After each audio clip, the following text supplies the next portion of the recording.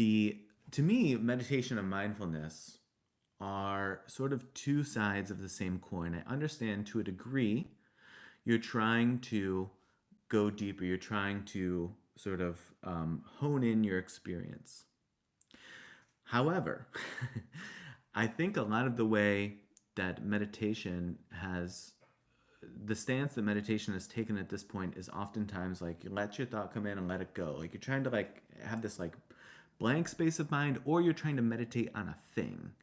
And to me, I don't find that as engaging or useful as mindfulness, where you're being mindful of everything that you're doing and you aren't trying to like erase things from your brain space, but you're rather trying to like go deeper into them.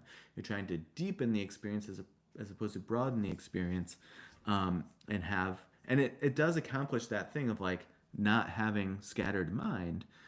You're just very particularly mindfully focusing on what you're doing. I think that you can, if you wanted to intentionally do it, enter into a meditation space, like not a physical space, a mental space, a meditation space, and then impose mindfulness within the meditation. Meaning, if your inner critic, inner judge comes in, that you go deep into it, that you really sit with it.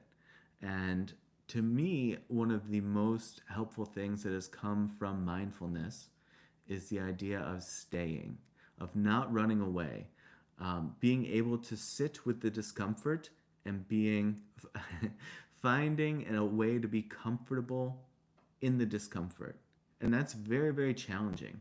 But to me, I've found that to be much more useful than the meditation exercise of trying to like let thoughts pass by and just let them go, because to me that feels like a form of resistance. I know it's sort of passive resistance, or it can be seen as passive resistance, like I'm not actively pushing it out, I'm just letting it go. But it's like, yeah, but you're still actively letting it go, right?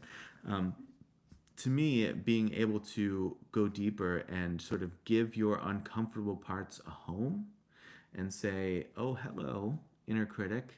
Yes, you're telling me that I'm wasting my life again? Okay, let's sit with each other. Let's stay here. I don't want you to go. I want you to stay right here. And I'm going to give you a nice, warm, comfy chair to sit in. And let you tell me everything you need to tell me about this. And so I can better understand where this is coming from, what it's about. To me, that's a very brave endeavor, right? That is very much like, yeah, bring it to me, and I'm not going to push you away. I hate these things because I feel like people so often buy into things just because they rhyme. But I do think that there is some truth to the idea of what you resist persists.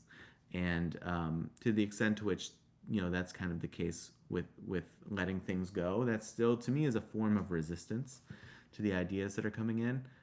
I haven't had the experience that it stops the thoughts from coming in the future.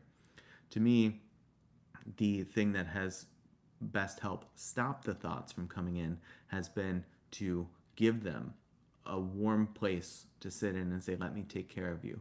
Let me know everything that I need to know about you, and let me figure out like what you're rooted in, like where are you coming from, what is this all really about, and start to unpack it that way.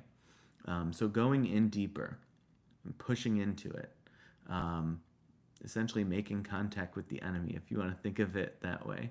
But even more than that, it's giving the enemy a warm bed to sleep in and shelter, and saying, I'll take care of you, but I need you to talk to me, and I need to be able to ask you questions, and you respond, and you not just shout at me all the time.